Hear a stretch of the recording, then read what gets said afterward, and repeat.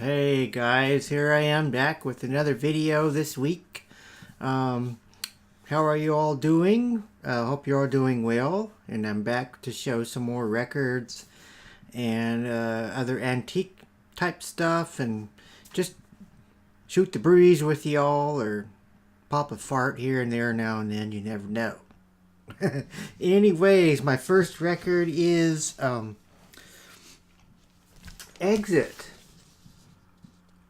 And this is a French import, but my uncle used to play this all the time back when I was a kid. It's a Native American group. This came out in 1973, at least from the other record I know of did.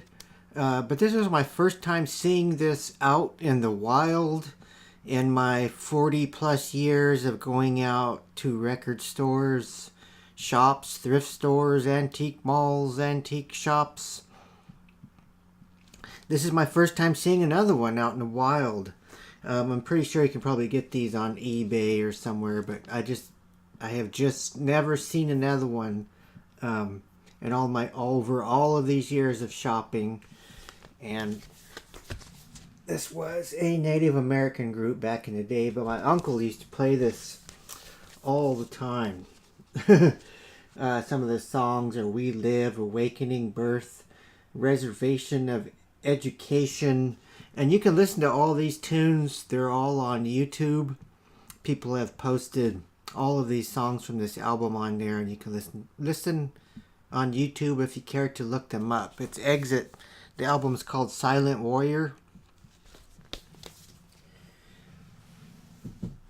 And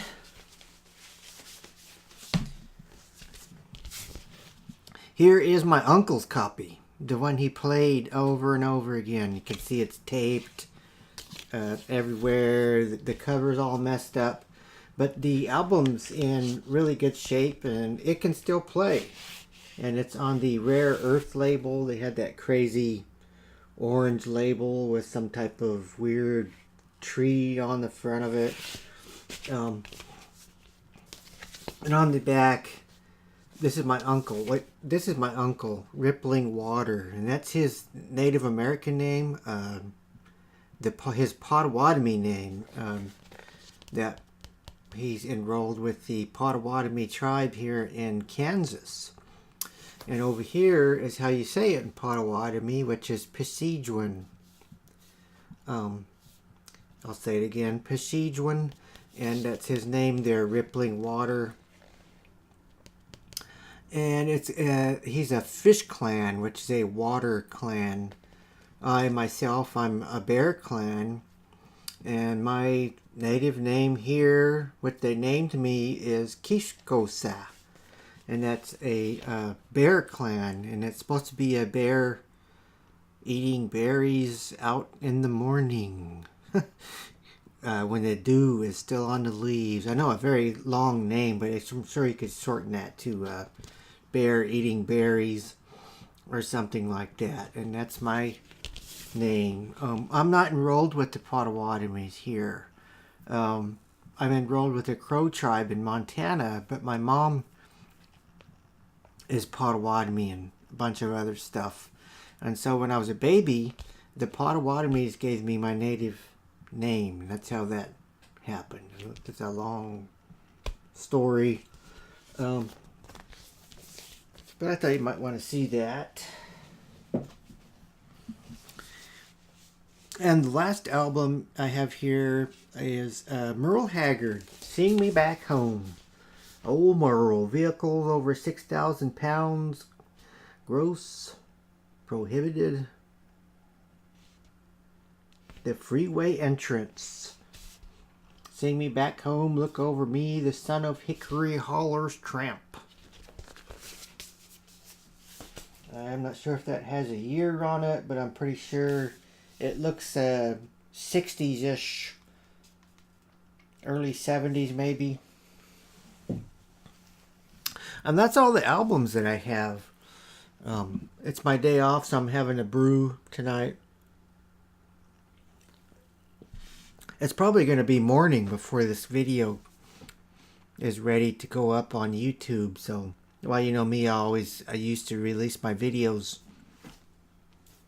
really early in the morning. What do I have next? Oh, next I have some ink bottles. An ink bottle for dipping type ink pens like this one here. This is a dip ink pen. It has a nib on the end, and you dip your pen into a bottle into the ink, and that's how you would write. And this one's bone handle, fairly inexpensive, probably between $10 and $15, something like that. This is a modern one, but it's very nice. It has it's a cow bone, so and the nib here on the end, you can change this to different sizes and types and things like that. Being this one's for writing, you can use them for artistry and all types of things like that. And what I mean by an ink bottle, for anybody who doesn't know, this is an ink bottle. This is a glass one. This is an this one's probably 1920s, early 1930s, and it's a clear glass crystal, and it opens up here, and you put your ink inside of here, your pen ink, and that's where you would dip in here and write your letter or whatever you're going to do. And this is the if you're going to collect ink bottles, you don't. I collect them. I have a few, but I'm going to use them, all of them, eventually for the purpose that they're made for, which is for putting ink in and writing. But I know some people just like collecting bottles and that type of stuff just to sit on a shelf somewhere. But these ink bottles can still be used to this day because they still make and sell ink at Hobby Lobby and different hobby stores and things like that. The next ink bottle we have here is a early 1900s ink bottle, a ceramic bottle. I don't know if it's ceramic. Porcelain. This is a porcelain ink bottle, and on the front here it has some maidens there. I'm not sure what they are up to, but they are damsels, scantily clad damsels, which kind of goes with the theme in my background here, if you can see it. And this is these are hand painted back in the day, way back then, and this is also for ink. And you can tell the antique ones because they will have a glass rim, or not a glass, a brass rim around the edge. And this one has a little bit of the green tarnishing on it. And this one's one of my favorites. It's a really nice one. And eventually this is going to get some ink in there. I kind of switch them. I'm going to switch them out and switch them around. And for now, they kind of display up here on my writing desk, which I might show in another video at some point, because I can move this around. Each wall has different stuff on it. And here's another one. This one's really pretty too. This is a pink one, about the same time period, early 1900s, and it's pink with some flowers and leaves. I'm not sure what type of flowers those are, but this is also a porcelain ink bottle to put your ink in. And like I said, you can, I don't know if I said on these, you can pick these ink bottles up fairly cheap, depending where you're at. There's some really expensive ones, but sometimes you come across a listing, say on eBay or somewhere, where they're asking $20 for one, and I'm like, all right, I could go for that price for an ink bottle. And you might even win an auction and get it cheaper. And that's it on the ink bottles. Next, I have a... this isn't really an antique, I don't think. This is more modern. Uh, but this is I just picked up this a set of 4 coffee and cocoa cups. I just really like the sort of rustic design of it, and it's big enough. You could even have soup in this, and it's a whole oven proof cup, USA. Now I like that it's oven proof because you can heat this up, the microwave, the oven. But one thing I want to make in this is some onion soup, and that's fairly simple to make in one of these. You can get you some beef broth at the store, or vegetable if you're a vegetarian, say, and some onions. Now it's probably going to take for this 1 cup 1 onion, but depending on how many you're feeding, up to 3 or 4 onions, and you just slice those up and caramelize them in some butter, maybe a little sugar, in a pan, and get them all nice and caramelized. Pour you some beef broth in here. Put your onions in. On the top, you can slice a piece of baguette, and let that float on top of your onions and your broth. You can toast it if you want to, but baguettes are pretty much already sort of a really firm bread. And you can spread a little olive oil on there if you want to on your bread, but you let that float on top.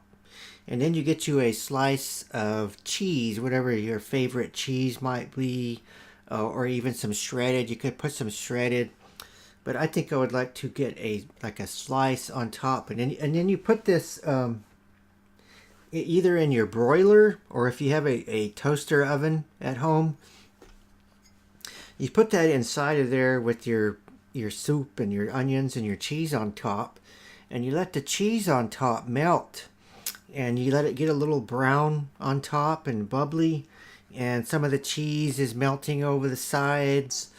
And there you have a nice winter bowl of soup with some nice melty cheese and some nice bread inside. Y'all. Jeez. Anyways, making me hungry. Making myself hungry. And lastly, I don't have a book this time, but I have a letter, or a couple of letters. I found this for $6 at the antique place here. And for some reason, it just interested me. Normally, I wouldn't buy something like this, just somebody's letter, they wrote somebody. But it's from a French cruise line. The French line, it's from the ship SS Isle de France. SS Isle de France. Something along those lines. And it was written in July 20th, 1953. So I went back. Naturally, I had to look up that ship. And we're going to look up a little bit on the SS Isle de France. You probably can't see on this TV, but there's a picture of the ship right there. Not TV, the computer screen. But I'll read a little bit what it says here. This was on Wikipedia. The SS Isle de France was a French ocean liner that's built in Saint-Nazaire, France for the Compagnie Générale Transatlantique, or CGT, also known as the French Line. The ship was christened in 1926 and commenced her maiden voyage on June 22nd, 1927. It was the first major ocean liner built after the conclusion of World War I, and was the first liner ever to be decorated almost entirely with modern designs associated with the Art Deco style. She was neither the largest ship nor the fastest, but was considered the most beautifully decorated ship built by CGT, being the favored ship of the pre-World War II era, carrying young, wealthy, and fashionable Americans to Europe and back. And she went out of service in 1959. Now that letter's from 1953, so 7 years after this couple went on a cruise, the ship was scrapped. And it was scrapped in Osaka, Japan in 1979. And it was also used as a floating prop in the movie The Last Voyage. The Last Voyage, I'll have to look that up. I didn't get that far. But I did. It says, ironically, all the luscious fittings were stripped out so that the ship could hold prisoners during World War II. Another claim to fame came in 1956 when the Ile de France helped to rescue 750 passengers from the infamous collision of the Andrea Doria and the Stockholm. Her last hurrah came just before she was scrapped in 1959, starring in the movie The Last Voyage as a doomed ocean liner, and actually being partially sunk. While scenes were being filmed with actors playing their parts in the flooded ship, she subsequently refloated and taken to Japan to be scrapped. The movie was released in 1960. And I have this letter. Here's the letter. It was sent to somebody in Topeka, Kansas. I won't show the address. But I actually looked we looked up the address on Google, and now it's just a empty lot. There's houses on both sides and an empty lot in the middle with a swing set. Because I had to go stalk. I had to go stalk whoever this letter was sent to in 1953. And I'm just going to read a little bit of this. What I can read, because it's in cursive and sometimes I have people's writing, you can't always make it out. 7:20:53, 7:15 p.m. Ship's time, which moves up 60 minutes each midnight for 5 days. En route to Paris. We left New York Saturday at 11 a.m. New York time. I'm sending you menu from the SS to you.